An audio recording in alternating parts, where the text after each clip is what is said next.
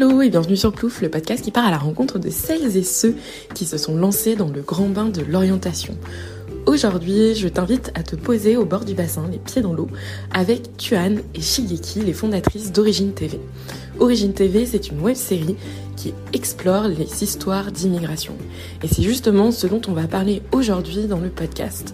La manière dont on conçoit son orientation et dont on articule notre destin individuel et collectif lorsqu'on est issu de l'immigration. J'espère que cet épisode va te plaire. Tu vas voir, on parle beaucoup des notions de devoir qui rentrent un peu en contradiction avec la manière dont on peut concevoir aujourd'hui notre épanouissement. Je te souhaite une très bonne écoute et je te dis à tout à l'heure. Merci beaucoup les filles de venir me voir. Ça me fait trop plaisir d'être dans mon kiff. Et avant de commencer, je voulais vous poser la question que je vous pose à tout le monde. Quand vous étiez petite, vous vouliez devenir qui? Vous vouliez faire quoi? Moi, j'ai eu mille choses que j'ai envie de faire, que j'ai eu envie de faire. Mais pendant très longtemps, j'ai voulu être scénariste. Ok. Ouais. Et du coup, j'écrivais des scénarios, etc. Et en fait, je parlais pas du tout anglais, ni écrivais anglais à l'époque. Et je trouvais que les films français étaient pourris. Et du coup, je me suis dit que je vais jamais être scénariste en France, en fait. Et j'ai un peu abandonné l'idée, ouais. Ok, mais c'est marrant, comme aujourd'hui, t'as quand même un peu repris cet amour à la vidéo. Ouais, c'est vrai, raconter des histoires, ouais. Sauf que là, je les écris pas, je laisse les gens parler. C'est vrai. Ah, je suis choquée, je savais pas. C'est vrai? Ouais. Si. Je savais pas du tout. Moi, alors, j'ai changé plusieurs fois en fait, depuis mon enfance, adolescence, etc. Mais je pense que au tout début, quand j'étais petite, je voulais être médecin et pédiatre plus particulièrement. Ok. Jusqu'à mes 10 ans. Et en fait, toute ma famille était là, ça va être la médecin de la famille, Donc pendant très longtemps, j'ai eu cette injonction que je pense qu'il y a aussi ce truc dans ma famille où pour réussir, il faut être médecin, pharmacien, ingénieur, etc. Enfin, il y a avocat, il y a certains métiers en fait qui fait que tu réussis ou pas dans la vie. Et très tôt, en fait, on m'a mis dans la tête que j'allais être médecin et donc j'ai toujours voulu être médecin. Jusqu'à que j'aille à l'hôpital de ma tante travailler en tant qu'aide-soignante à l'hôpital. Okay. J'y aille et que je me suis dit ok, c'est mort. Et après j'ai voulu être journaliste. Jusqu'au lycée un peu. Ouais, exactement. Oui, la boucle. Ouais, mais c'est vrai. Hein. Mais j'ai voulu être journaliste et on m'a dissuadée de le faire parce que on m'a dit que c'était pas un métier qui était viable, que c'était très dur, que c'était pas pour moi, etc. Et donc j'ai pas fait ça et je me suis retrouvée en école de commerce en me disant voilà, c'est une voie générale, je vais trouver ma voie en faisant ça. Et en fait pas du tout, j'ai fait mes études, je suis sortie, j'ai eu mon premier boulot, j'ai pas aimé du tout. Et après du coup j'ai découvert la vidéo. Et en fait à ce moment-là, je voulais travailler dans la vidéo, c'est ce que j'ai fait. Je me suis lancée pour le coup et je suis devenue monteuse vidéo. Ah, trop bien. Oui, donc effectivement, pour les deux, la boucle se boucle. Ouais, comme après, vous êtes rencontrés pour créer Origine TV. Exactement. Et toi, du coup, chez Yeki, ton parcours, c'est quoi? Du coup, après que je voulais être scénariste, moi, je voulais beaucoup travailler dans des choses très créatives, en fait. Okay. Jusque, même au lycée, je me rappelle... à la fin du lycée, je voulais faire un BTS, je crois qu'à l'époque ça s'appelait BTS multimédia, un truc comme ça. C'est très vieux comme mot, multimédia, j'ai l'impression. C'est il y a très longtemps. Et en fait, comme j'étais bonne élève, on m'a pas laissé faire un BTS. Donc j'ai fait une prépa et une école de commerce comme Tuan que j'ai pas trop bien vécu. Et j'ai beaucoup bossé dans des petites structures ou des structures plus start-up parce que j'aimais quand même. Je savais depuis très jeune que je voulais entreprendre. Ok. Et aujourd'hui, je travaille dans une association qui développe un programme d'accompagnement parental pour développer le langage des jeunes enfants. Trop bien. Et je voulais revenir à ce que tu disais tout à l'heure sur tes parents et ta famille. Pour qu'ils réussissent, c'était avoir un certain type de métier. Est-ce que eux aussi ont ce genre de métier ou c'était plus... je sais pas comment poser la question, mais est-ce que c'était plus vu comme, une sorte de progression? Mes parents sont pas médecins, mais ils sont ingénieurs, donc ils ont quand même, en tout cas, réussi à sortir de leurs conditions quand ils sont arrivés en France. Ils sont arrivés en France, ma mère avait fait des études littéraires et voulait être prof de vietnamien au Vietnam. Ok. Donc comme on a des profs de français ici, prof de vietnamien là-bas. Et mon père avait fait des études d'archi. Donc il était beaucoup plus créatif qu'autre chose. Il dessinait énormément, il voulait faire les beaux-arts, etc. Et en fait, ils sont arrivés en France sans rien après la guerre. Et donc du coup, leurs diplômes n'avaient plus de valeur, leurs études n'avaient plus de valeur. Prof de vietnamien en France, je pense que tu vas pas très loin. Oui. Donc du coup, ils ont refait des études en informatique. Ils ont fait des études informatiques et parce que ça nécessitait pas de parler forcément très bien le français pour travailler dans l'informatique. Et après, ils ont petit à petit, ils sont restés 30 ans dans les mêmes entreprises et ma mère est restée 30 ans dans la même entreprise et ça, elle a gravi les échelons qui a fait que voilà, elle a réussi à finalement avoir un métier confortable. Mais en fait, c'est surtout parce que mes parents, ma mère particulièrement, avait peur de l'échec en fait. Enfin, elle avait peur que j'échoue et que on perde tout. En fait, c'est une peur parce que quand elle a fui le Vietnam, elle a tout perdu. Sa famille a tout perdu. Toutes les richesses de la famille ont été perdues dans la fuite de la guerre. Et en fait, elle a dû recommencer à zéro pour elle, mais aussi pour ses parents et pour toute sa famille et pour tout le monde en fait. Et donc du coup, si nous on réussit pas, si on n'a pas cette stabilité financière, en fait, elle a peur qu'on reperde tout ce qu'elle a déjà construit et que voilà. Et donc du coup, c'était très important pour elle qu'on réussisse dans la vie et pour elle réussir venait de ton métier, d'un certain statut, de combien tu gagnes, etc. D'accord. Et donc il y a certains métiers qu'elle considérait comme mieux payés, qui sont peut-être mieux payés que d'autres et qui sont aussi respectés. Parce que médecin, parfois, c'est pas forcément mieux payé que d'autres métiers, mais en tout cas, c'est très respecté. Et donc voilà, il y a un certain, il y a ça qui revenait derrière. Un certain prestige associé au métier. Ouais. Et toi, c'était des métiers qui t'intéressaient ou c'était plus, j'allais dire, par devoir? Ouais, par devoir. Hein. Enfin, honnêtement, dès que j'ai vu l'intérieur d'un hôpital, j'ai fait c'est mort. Je vais pas être médecin. Bon, en fait, on me mettait des jouets, on m'achetait les jouets, tu vois, pour tu sais, tu fais semblant d'être médecin et tout. Et en fait, on te met ça entre les mains et tu te dis bah oui, pourquoi pas, ça allait en jeu, c'est marrant. Mais en vrai, dans la vraie vie, non, c'était pas des choses sur lesquelles je me tournais. Ingénierie non plus. Enfin, avocat non plus. Enfin, c'était pas des métiers en fait sur lesquels je gravitais beaucoup plus autour de métiers créatifs, quoi. Comme chic du coup au final. Ouais. Et toi tes parents du coup j'allais dire chic mais... Non, moi mes parents pour le coup mon père a été ouvrier et ma mère le premier métier qu'elle a eu quand elle avait en France, elle était femme de ménage. Et je me rappelle que quand j'étais petite jusqu'à finalement bizarre l'adolescence, j'avais honte des métiers de mes parents. Ah ouais? Ouais, parce que vous savez, quand vous êtes à l'école, il y a toujours ce début de chaque année, tu dois donner la pression de tes parents. Et moi, j'étais toujours hyper mal à l'aise parce que mon père était dans le bâtiment, ma mère dans le ménage, c'était un peu cliché. Je pense que c'était même pas que je me disais que ça faisait cliché. C'est juste que je me disais que c'était socialement pas respecté, pas valorisant. Et du coup, ouais, j'avais aussi une forme de pression familiale à réussir, parce que de toute façon il fallait faire mieux que les parents, et mieux que les parents c'était forcément faire de grandes études et être avocat ou médecin. Mes parents ils connaissaient pas trop le milieu des écoles de commerce, donc c'était vraiment avocat, médecin, ingénieur, ce genre de métier là. Et je saurais pas dire si c'est vraiment ça qui a fait que j'ai beaucoup bossé à l'école ou si juste, enfin, le système éducatif tel qu'il est, finalement, il m'allait, du coup, je bossais bien, mais c'est vrai que j'avais intériorisé qu'il fallait que je m'échappe de ma condition sociale par l'école, par la méritocratie, et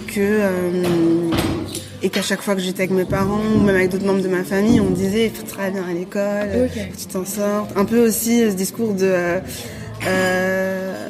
on est venu pour que vous ayez la possibilité de faire mieux que nous. Alors qu'en soi, ce serait marrant de demander, est-ce que quand ils sont venus, ils pensaient vraiment exactement à ça, parce qu'ils sont venus pour plein de raisons multiples, et dans le cas de nos parents, ils sont venus, ils n'avaient pas d'enfants en plus.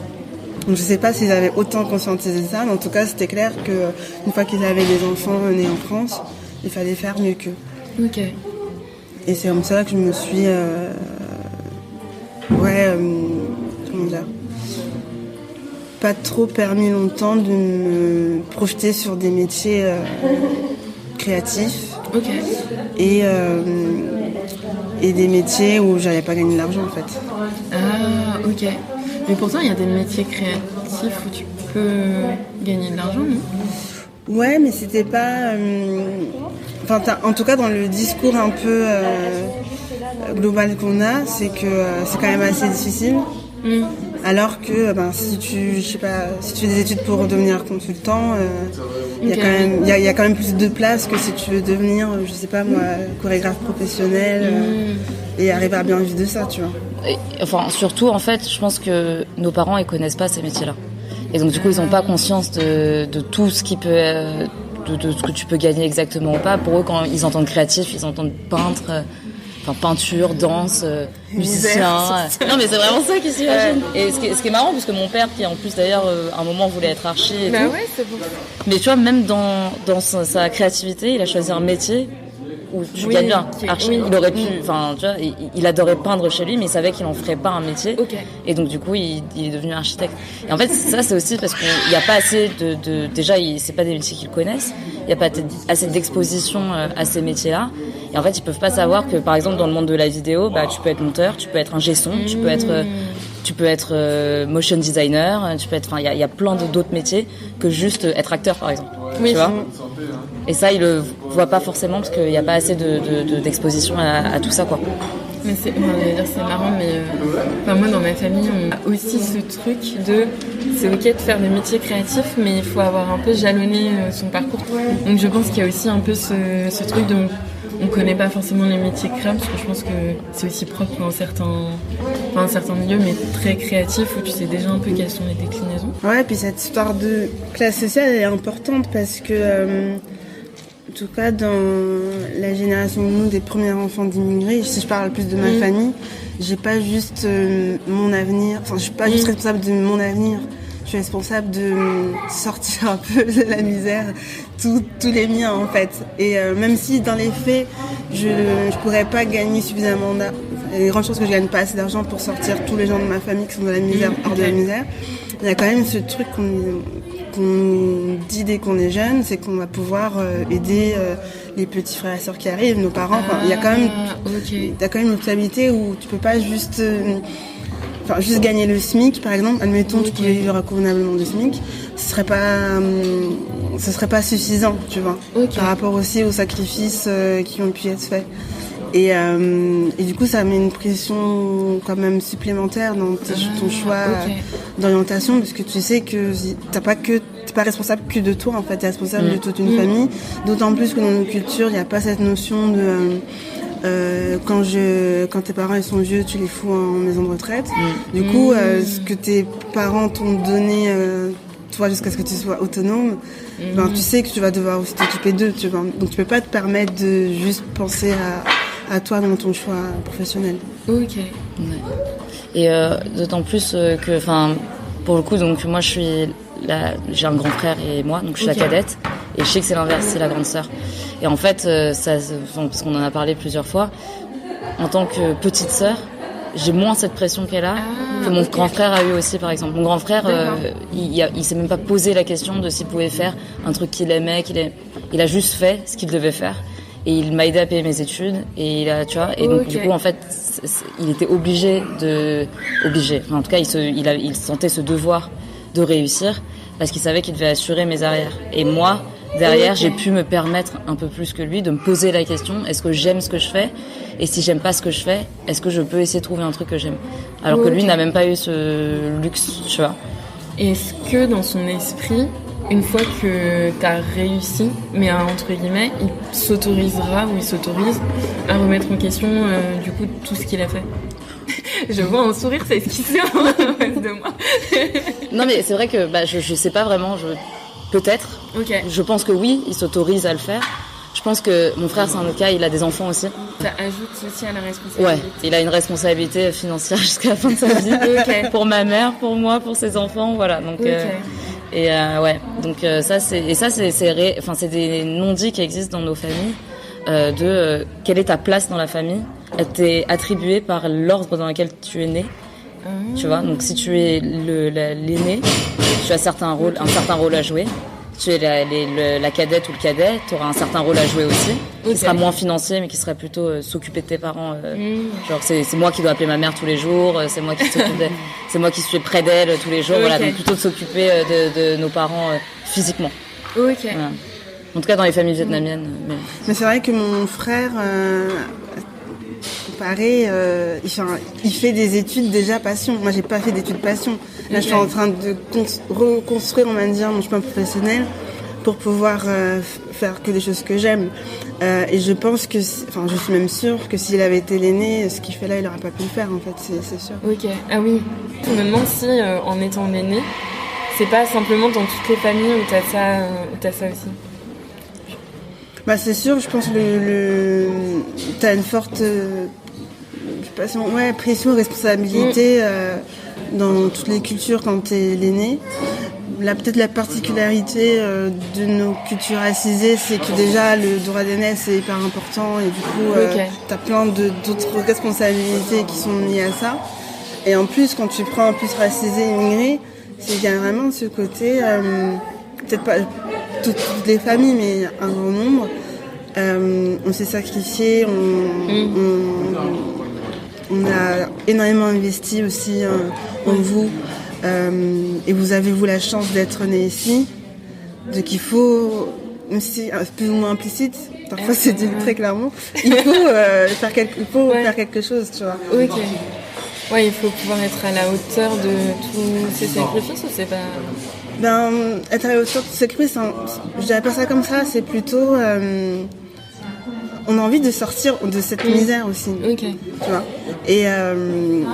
Et sortir de venir en France sortir de cette misère, c'est aussi une opportunité de fonder une famille qui repart sur des bases différentes et qui va pouvoir aussi créer de la richesse transgénérationnelle, etc. comme n'importe qui naît dans une famille modeste ou même bourgeoise, tu vois. Et c'est aussi la possibilité de permettre une éducation que parfois nos parents n'ont pas pu parce que leurs parents n'avaient pas les moyens, parce qu'ils sont nés en temps de guerre. Enfin, après chacun a chaque pays, chaque famille a son histoire. Mais ce qui rejoint beaucoup le discours d'immigration de la génération de nos parents, c'est que ils ont eu des parcours hyper compliqués. Leur présence ici est souvent un sacrifice parce que pour beaucoup ils n'avaient pas prévu de rester. Ils sont beaucoup restés parce que ils ont eu des enfants et ils n'allaient pas rentrer avec. Ça devenait plus compliqué de rentrer avec ces enfants une fois qu'ils sont socialisés, éduqués, scolarisés ici. Donc du coup, c'est un peu comme tant qu'on est là, autant essayer de sortir un peu de notre condition et profiter des choses qui sont mises à notre disposition ici, dont on a le droit parce qu'on est françaises et français, et d'essayer de réduire cette inégalité des chances qui était là même avant notre naissance en fait. Ok, ouais, je vois. Et du coup, comment on en a déjà un peu parlé tout à l'heure avant que tu arrives, John, mais comment vous avez vécu vos entrées en prépa et en école de commerce et après le parcours en école justement en ayant cette histoire avec vous? Moi je suis pas allée en prépa, donc du coup j'ai pas cette expérience prépa. Je suis allée directement en école post-bac. L'école de commerce post-bac et moi c'était horrible, j'ai pleuré pendant un mois quand je venais d'arriver en école de commerce. C'était horrible, j'appelais ma mère tous les jours pour lui dire que je voulais rentrer et tout. Mais qu'est-ce qui était horrible? C'est l'ambiance, je pouvais pas... Okay. En fait j'étais dans un milieu qui était totalement différent de ce que j'avais peut-être connu. J'étais loin de mes repères. C'est la première fois que je quittais ma mère pendant aussi longtemps parce que j'étais à Reims et donc du coup j'étais plus chez ma mère et enfin j'ai un lien qui est assez fort avec elle. J'étais pas sûre de ce que je voulais faire. Je savais pas ce que je foutais là. J'entendais des discours dans mes cours super capitalistes qui correspondaient pas avec mes valeurs. En tout cas, je savais, même si je savais pas exactement ce que je voulais faire, je savais déjà ça. J'entendais d'autres discours sur des personnes qui étaient avec moi dans ma classe, sur les banlieues, sur le classisme, qui me dégoûtait un peu. Et donc du coup, je l'ai très mal vécu au début. Et après, je me suis quand même habituée à revenir tout le temps à Paris. Tous les week-ends, je revenais. Et donc ça allait mieux. Et j'ai quand même gardé mes repères. J'ai aujourd'hui gardé très peu d'amis d'école de commerce, vraiment très peu, parce que j'ai pas fait mon expérience. Une expérience de fou. Par contre, j'ai fait un double diplôme aux États-Unis Okay. Et donc du coup, je suis partie 2 ans à Boston. Okay. Et j'y suis restée 2 ans pour les études et puis je suis restée 1 an de plus pour travailler. Et ça a été une vraie expérience parce qu'en fait, contrairement en France, aux États-Unis ou dans les pays anglophones en général, t'as une université qui inclut toutes les matières et l'ingénierie, les écoles de commerce, l'école de droit, peu importe, tout est sous le même toit, en fait, sous la même école. Alors qu'en France, c'est séparé. Tu fais vraiment une école de commerce, t'es qu'avec des gens d'école de commerce. Tu fais une école de médecine, t'es qu'avec des gens qui ont fait médecine. Et là, au moins, t'as cette diversité de choix et de gens, du coup, et du coup, j'ai réussi à mélanger à ça, et ça, pour le coup, j'ai beaucoup apprécié. Donc, c'était pas vraiment une expérience d'école de commerce qui m'a vraiment fait ouvrir les yeux, mais c'est de partir à l'étranger, de partir dans un pays anglo-saxon et d'apprendre quelque chose de différent, et voilà, quoi. Moi, j'ai fait la prépa. Ça a été mon premier choc culturel dans l'univers académique parce que jusqu'à présent, moi, j'étudiais à Noisy-le-Grand en 93 et je savais que je venais du 93 parce qu'on écrivait sur nos trousses et sur nos sacs à dos, mais je me sentais pas différente en fait. Et quand je suis arrivée en prépa, c'était la première fois que j'étudiais à Paris, dans le 6e. Et c'est la première fois qu'on m'a renvoyée au fait que j'étais banlieusarde et que c'était péjoratif. Avec des remarques très pro-parisien. Et puis en plus, le fait que je venais du 93... Ouais. Les gens se permettaient de te faire des remarques en cours ou en... Ouais, par exemple, on m'avait dit... déjà, il y avait des remarques globales sur tous les gens de banlieue, parce qu'on était, était plusieurs. Ouais, et après, personnellement, on m'avait dit que je m'habillais bien pour quelqu'un de banlieue. Et une personne aussi m'avait demandé d'où je venais, j'avais dit Noisy-le-Grand. Elle m'avait demandé c'était j'avais dit c'était dans le 93. Et il m'avait demandé tout de suite si je m'étais déjà fait agresser ou voler. Des petites remarques comme ça. Et du coup, c'est la première fois que j'avais l'impression que je devais pas être... c'était une tare, en fait, de venir de banlieue, en plus du 93. Et donc ça a été assez dur à ce niveau-là. Mais vu que c'est très centré sur les études, au bout d'un moment, c'était pas ce qui m'occupait le plus l'esprit. Et par contre, l'école de commerce, là, ça a été le deuxième grand choc. Parce qu'en plus, je pense que ça a été encore plus dur parce que... Je pensais... Moi, j'avais fait exprès de pas passer des parisiennes parce que j'avais été un peu trauma par ça. Je voulais pas me retrouver avec des bouges parisiens. Et je pensais naïvement qu'en allant à Lyon, j'allais me trouver avec une mixité de gens de toute la France en plus, alors que pas du tout. C'était les mêmes. Et ouais, c'était assez violent parce que sur 400, en plus, on était, je crois, peut-être 4-5 mois. Je sais pas. En tout cas, les Noirs, je les connaissais. Même pas forcément personnellement, mais je les avais repérés quand c'était auto-repéré. Pareil, c'était pas forcément représenté, des remarques aussi un peu bizarres qu'on pouvait me dire. Je voyais même le traitement des personnes, ce que je te disais, des personnes étrangères, pas terrible. Et comme le disait Tuan, les cours, j'en parle pas, les trucs capitalistes, tout ça m'intéressait pas, les métiers, ça m'intéressait pas. Passer mon temps à me bourrer la gueule, ça m'intéressait pas non plus. Enfin, rien ne m'intéressait. Je détestais les cours, je détestais les gens. Du coup, j'ai très, très, très mal vécu. Et je rentre à Paris aussi autant que possible. Et ouais, du coup, ça a été une grosse remise en question parce que je sais pas si ça change quand le fait d'avoir fait une prépa ou pas, mais en tout cas, moi, j'avais l'impression de m'être énormément investie, d'avoir mis 2 ans de ma vie entre parenthèses. C'était un peu le Graal, tu vois, d'avoir une grande école. Et en fait, t'es là et tu te dis tout ça pour ça. J'ai un prêt étudiant, donc en plus tu te dis, je me tape un crédit sur le dos. Je me retrouve avec un niveau de bourgeoisie que j'avais jamais connu dans ma vie. Donc en plus, tu vois l'inégalité en pleine face.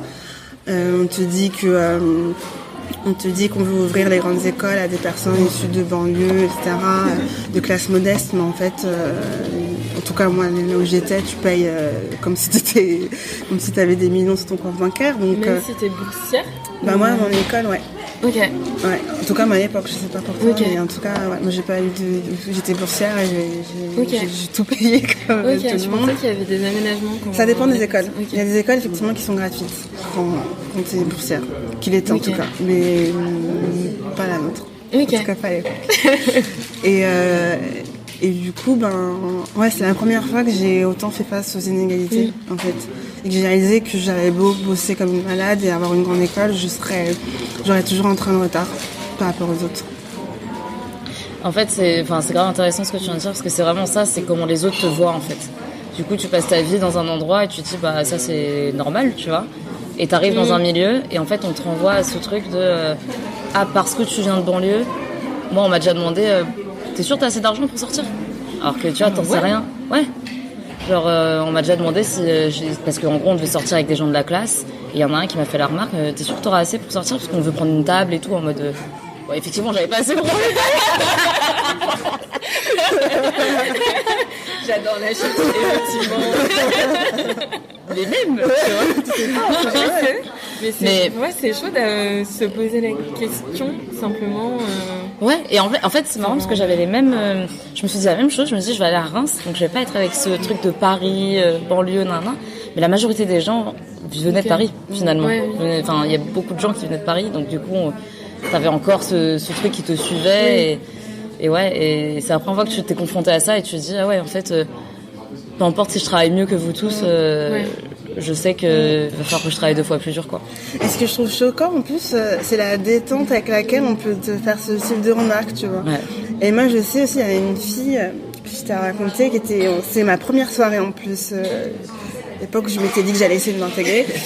Et une fille qui me repère de loin, qui est blanche, et qui vient me voir et qui me dit, elle était un peu bourrée, mais elle me dit, je suis trop contente de voir une noire, je vais trop venir te parler et tout.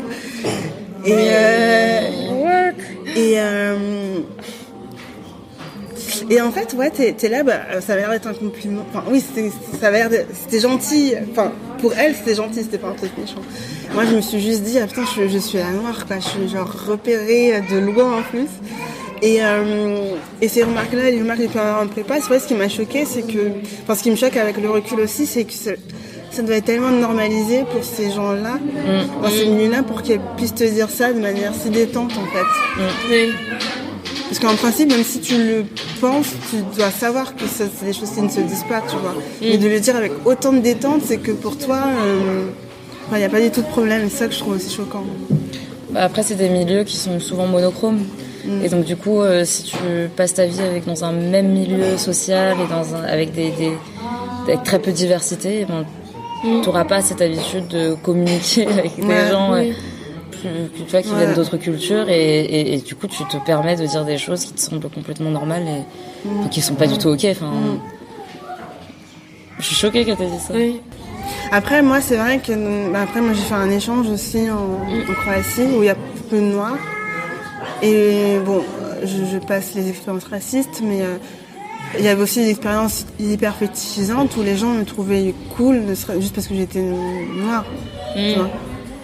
Et c'est tout aussi gênant parce que tu sais que les gens en fait ils projettent sur toi l'image de plus très afro-américaine hyper cool, etc.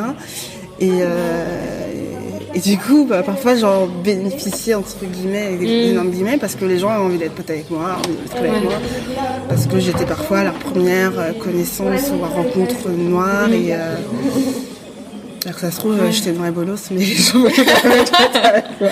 Mais je trouve que c'est ultra intéressant, même ces questions de représentativité. Parce que dans les milieux, du moins, moi je connais plus le milieu start-up, je trouve que c'est aussi très monochrome. De toute façon, c'est aussi des personnes qui sortent d'école, donc ça se retrouve après.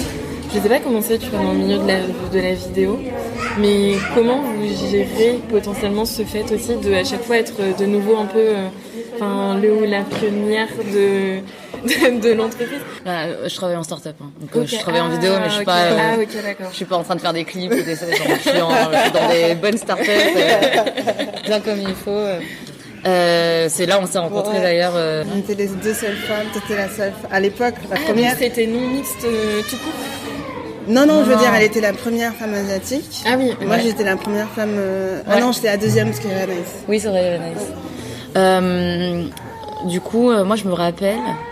Quand je suis arrivée, donc j'avais fait une petite expérience en tant que monteuse juste avant et tout, et j'avais envoyé mon CV. Et la personne qui m'a embauchée, m'a embauchée assez rapidement. Je me suis dit trop bien. J'avais peur que tu vois ça pose problème et tout. Et quand on a commencé à travailler, faut savoir que moi j'ai une personnalité un peu forte, donc du coup si un truc qui me convient pas, je vais le dire. J'ai une grande gueule en gros.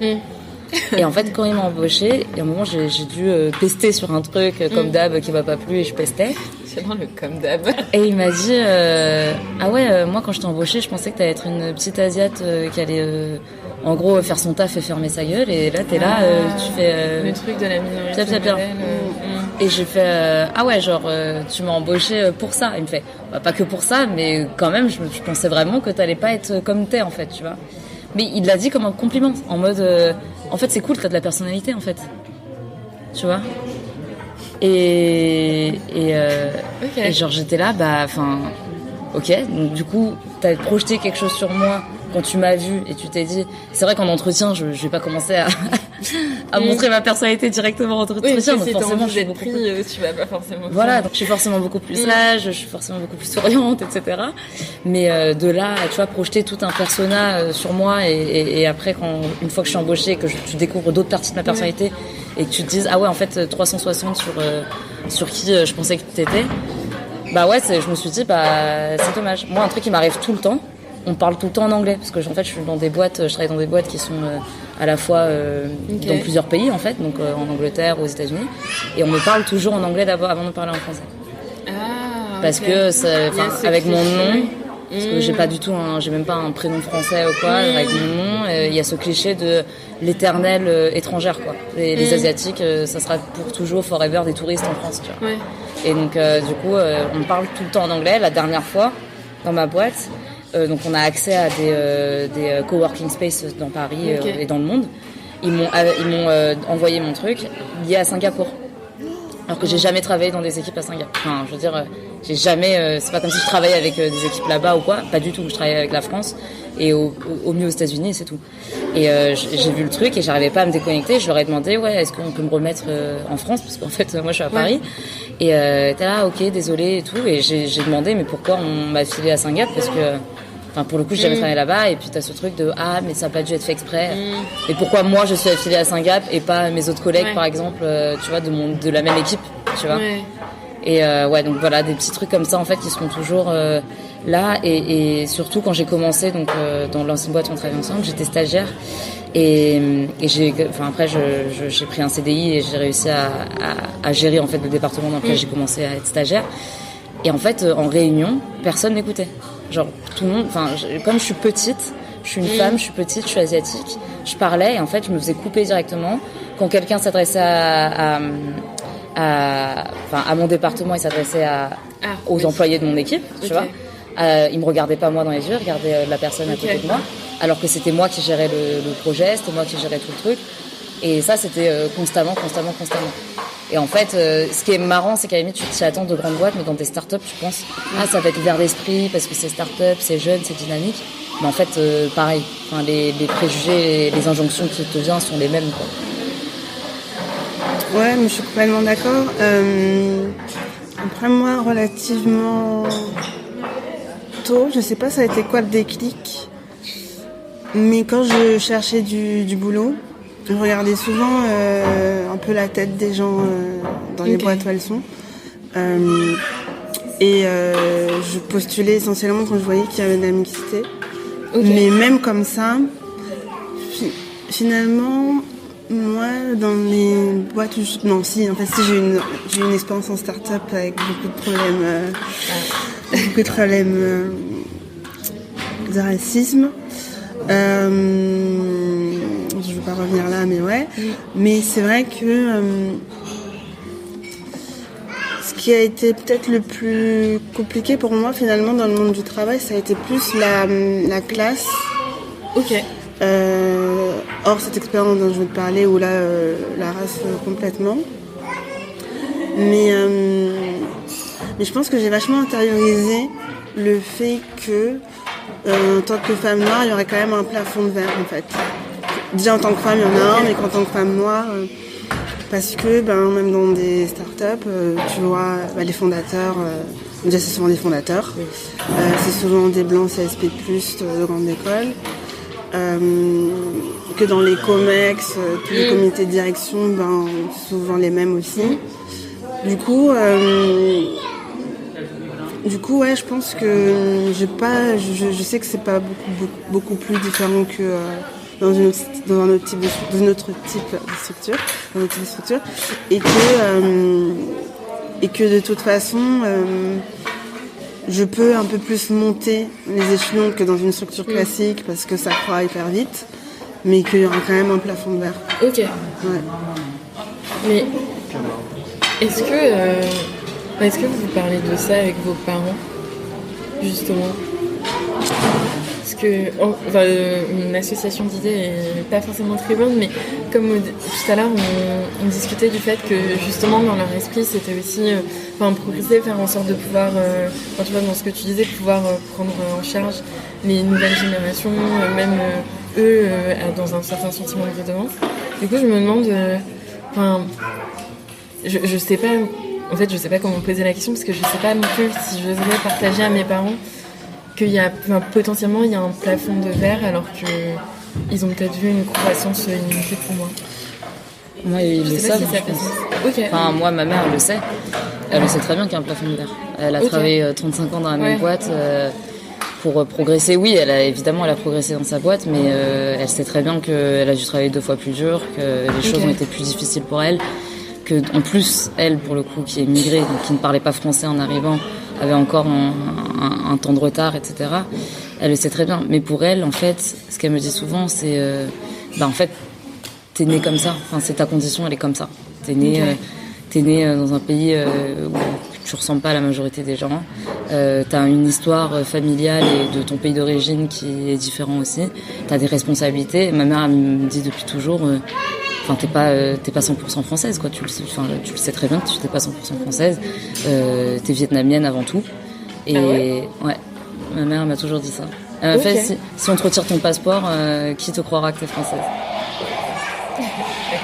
Si t'es inconsciente, tu vois, si tu parles pas et qu'on te retire ton passeport, qui va penser que t'es française?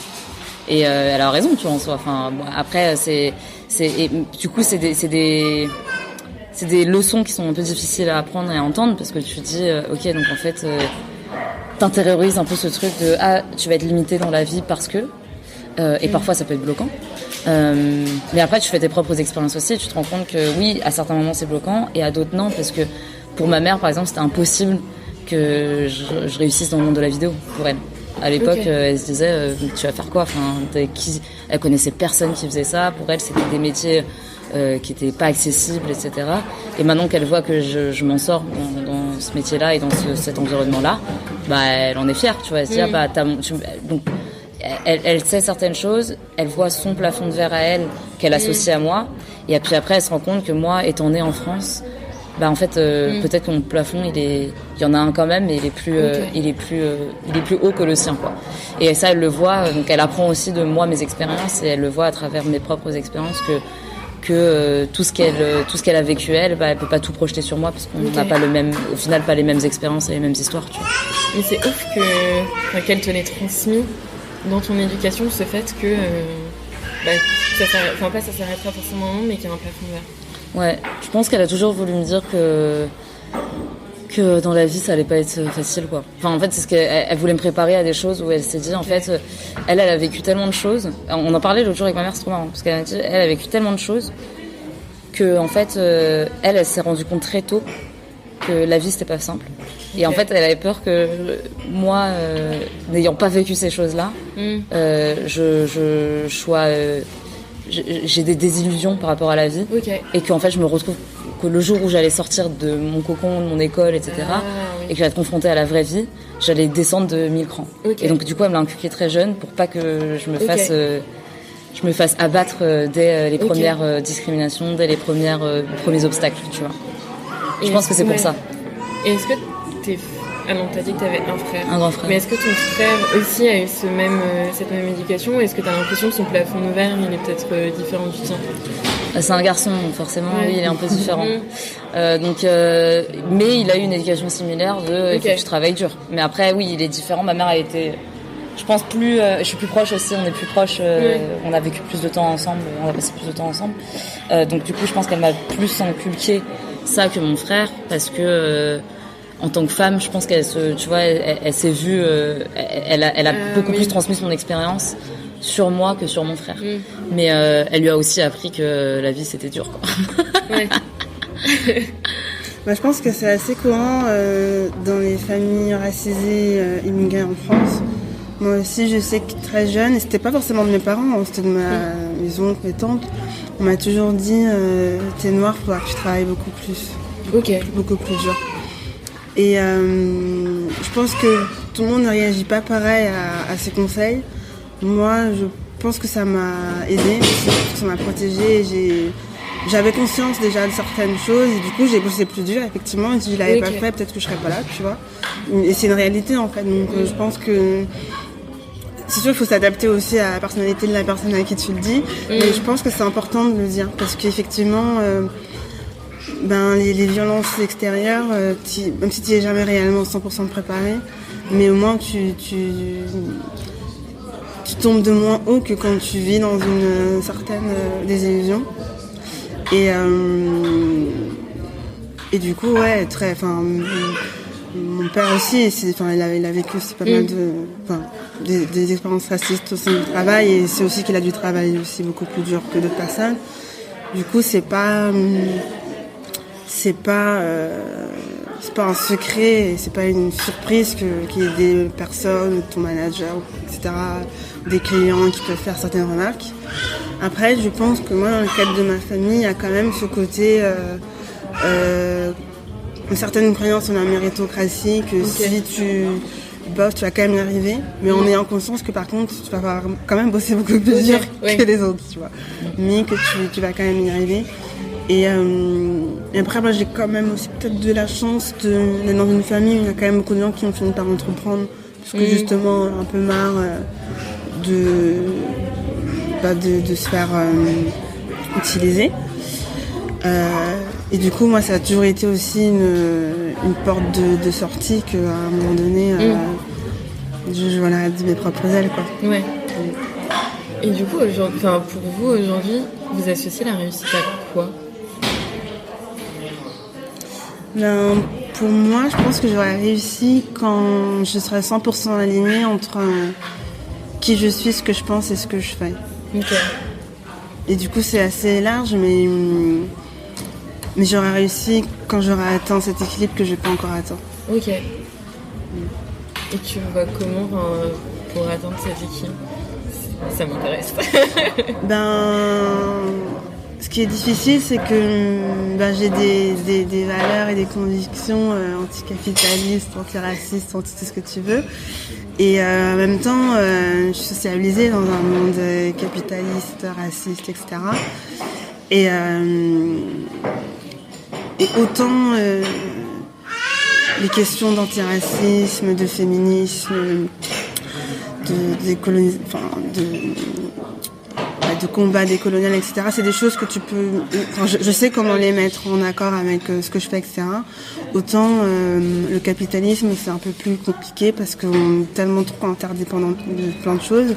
Et comme je te dis, il y a quand même une pression aussi plus ou moins implicite, sociale, familiale, sociétale, de réussir au sens... sociétale du terme, on va dire, qui passe quand même par la réussite économique. Ouais. Et les métiers qui sont valorisés aujourd'hui économiquement, c'est pas du tout des métiers qui, moi, me passionnent, qui sont alignés avec qui je suis et ce que je pense. Et du coup, j'essaye et je commence à me rapprocher de plus en plus, à faire des choses qui sont 100% alignées avec ce que je pense. Mais je suis pas là encore totalement. Il faut que quand je serai là, j'aurais déjà avancé dans ce qu'est la réussite pour moi, quoi. Ok. Pour moi, c'est un peu compliqué parce que je suis un peu d'accord avec ce que tu dis dans le sens où ça serait cool d'avoir ça. Et si j'ai ça, je peux considérer peut-être avoir réussi une partie en tout cas. Mais déjà, je sais pas si c'est possible. Enfin, je sais pas si j'atteindrai ça un jour. Et pour moi, il y a une autre partie qui est super importante, c'est la famille. Et c'est ce que tu transmets à ta famille actuelle et ta future famille aussi.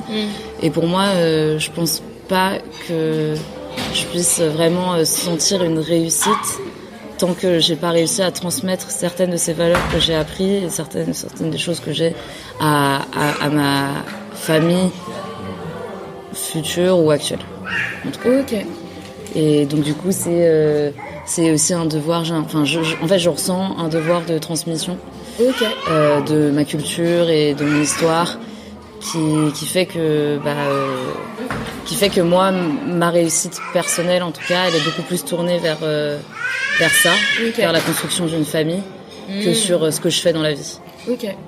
Même si j'adorerais faire aussi quelque chose que j'aime beaucoup, mais je pense qu'on peut pas tout faire dans la vie et tout avoir, donc à choisir, c'est vrai que ça passerait par la construire une famille et la pérennité de cette famille. Donc du coup, effectivement, une stabilité financière vient en jeu et c'est là où ce que je fais dans la vie entre en compte. Ok.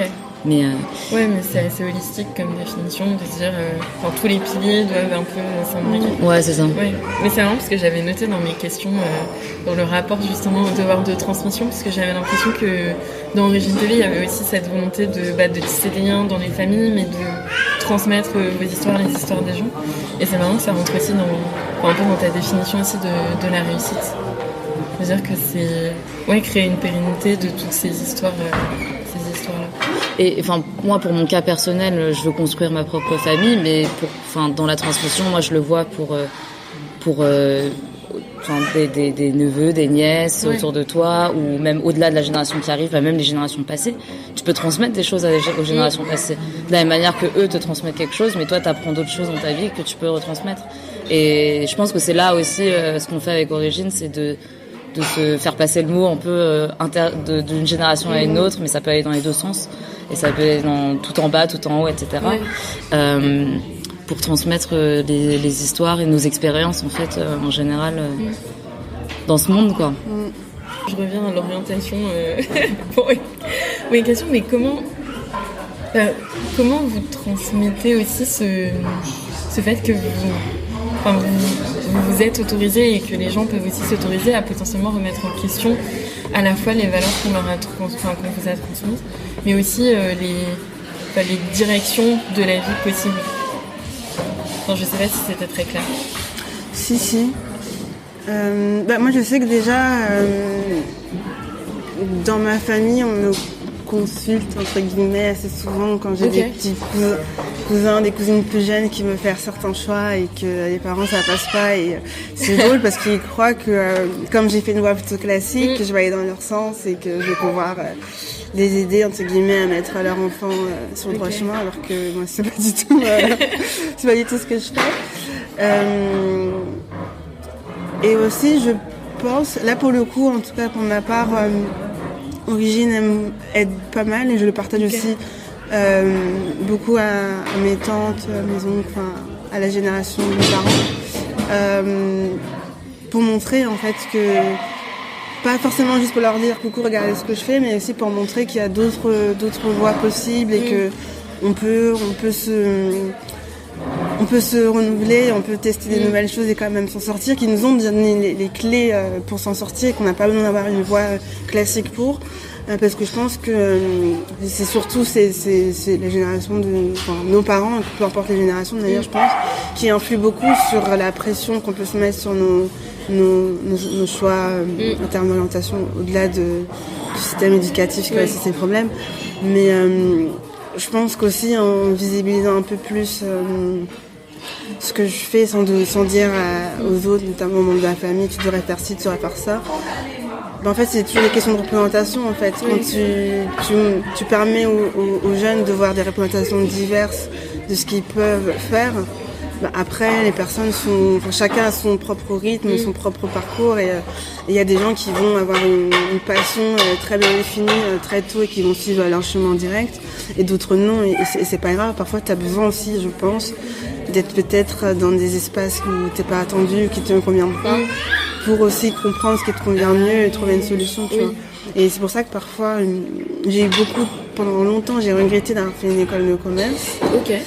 Et après coup, je me dis, en fait, non, peut-être qu'il fallait que je passe par là, ça m'a quand même ouvert plein de portes. J'ai rencontré des gens aussi formidables, pas que des cons.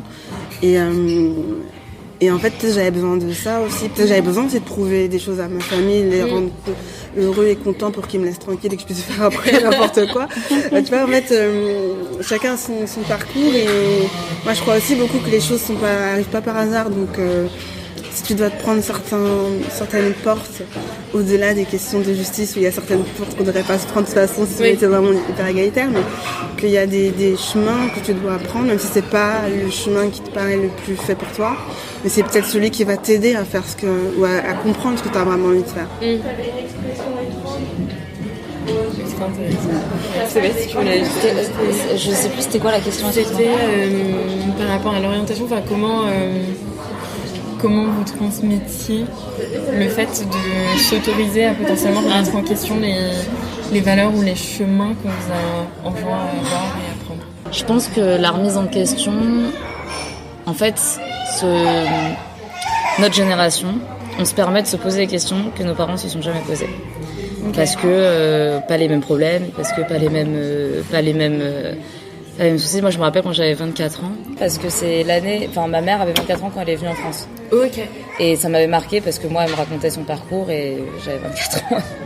Je faisais pas du tout la même chose que ma mère quand elle en avait 24. Et en fait, cette remise en question, du coup, elle vient du fait aussi que, comme on n'a pas les mêmes questionnements au même âge, et ben...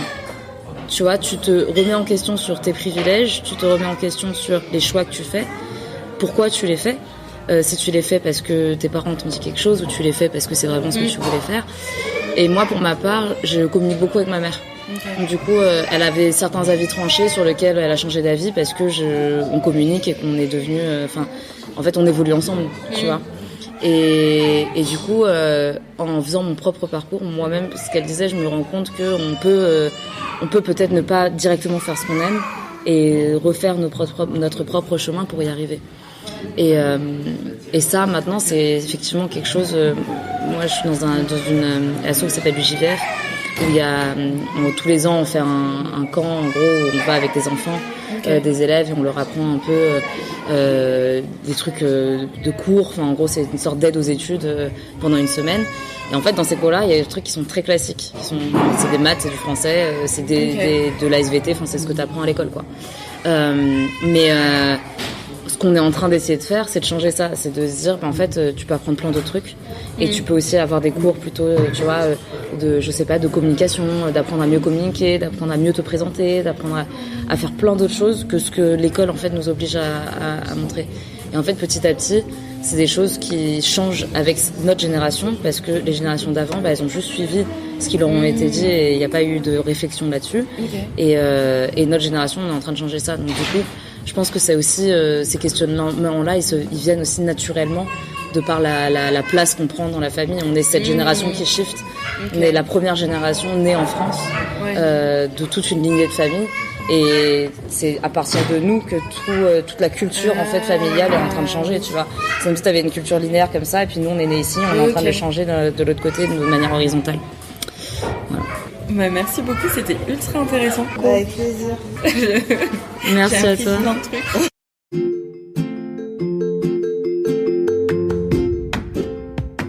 Et voilà, on arrive au bout de cet épisode. Merci à toi de l'avoir écouté.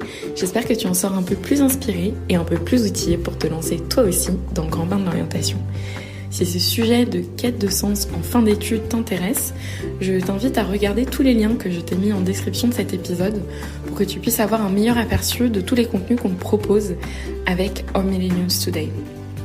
Et si jamais l'envie te prend toi aussi de t'installer dans notre piscine pour pouvoir parler de ton parcours ou simplement échanger autour de ces thématiques éducatives et d'orientation, n'hésite pas à nous envoyer un email, j'y répondrai avec grand plaisir.